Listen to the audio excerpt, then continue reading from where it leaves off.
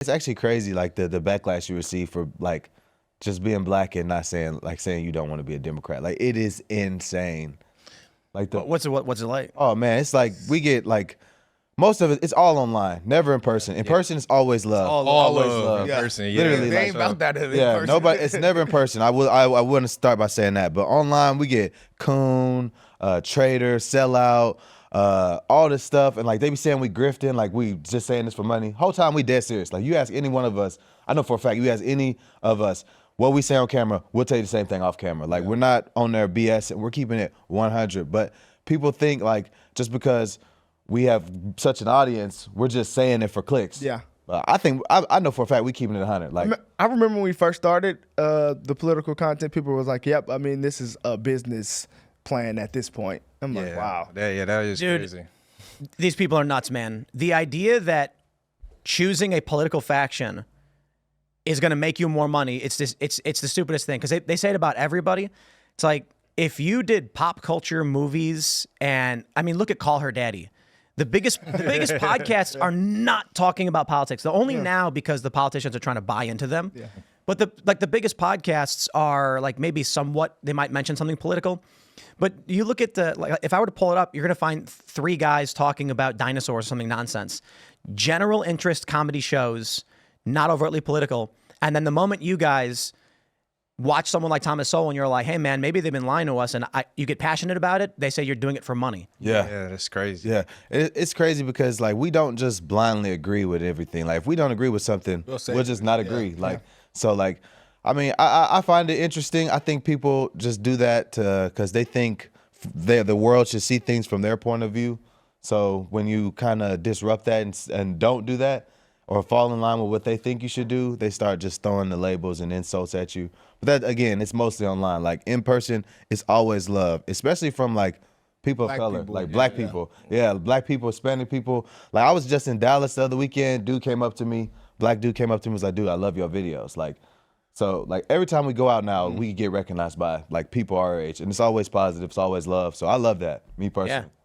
Yeah, my mom loves your videos. Like I mentioned. Yeah. She's so excited. No, actually, we were in LA at this movie premiere, and these old dudes came up, this old Hispanic dude, Los Angeles, like, I love your videos. I watch every single one. Like, I want you to know you're making a difference because you found someone like me all the way in California. I was like, hey, thanks. Like, that's awesome. I remember we went to the Reagan event. One of the producers was yeah. like, he was like, y'all the biggest people that's in here right now. I was like, it was surprising. Isn't it crazy though that like you'll meet these people and they're going to say, thank you for making your videos. I listen to them. I hear what you're saying. And then the people online who are mad at you and calling you slurs and names and all that stuff, it feels more like, you know, I'm just going to be mean and call it a cult. Oh, for sure. You have to be aligned with the name of our club. We don't care what's true. We don't care what's false. If you guys make a video and you say, here's what we're thinking, they're not going to say, hey, do you want to have a conversation about this? They're going to insult you and attack you for doing it. There's no argument. Yeah. Nobody try to have no middle ground at all for some reason. I don't know why we. It's almost like you just break the narrative and go your own way. People get mad at you for that. Like for thinking for yourself, like, oh, you don't think like us? Oh, you're not one of us then. You're a sellout. You're this, you're that. It's like, damn, dude. It's really, to me personally, we don't have to be enemies. It's not that deep to me. I mean, like, he may see something and say it's red. I might say it's blue. That's just what it is. It's not the end of the world, in my opinion. So you guys were all doing track and stuff in college? Yes. Well, tell me about that. Like, and then you end up meeting, you make a YouTube channel. Let's start from the beginning and then we'll walk through where we get to. Yeah, so I moved to Louisiana, the University of Louisiana at Lafayette. Shout out to Rage Occasions. I moved there in 2019, right before the COVID hit.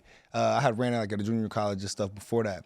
And so when the COVID hit, we decided to do YouTube. Like, I remember the day like it was yesterday. I remember I was going to the cafeteria to get some food. I ran to Solomon and Taj, and they were like ecstatic about something. I could like see it even before I even heard what they were saying. I could see it on their faces.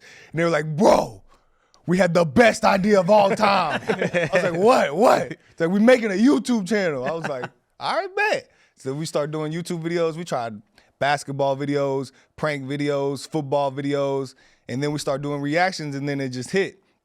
But as far as track, like, we just had like a super, like, we were just grinding in college. Like, we would wake up, like, good treatment and all that, go to practice, and then me and Brandon were getting our master's degrees. They were still in their undergrad, so we would go to class all day, and we would start at like 10 p.m., 11 p.m. every day. videos every single day.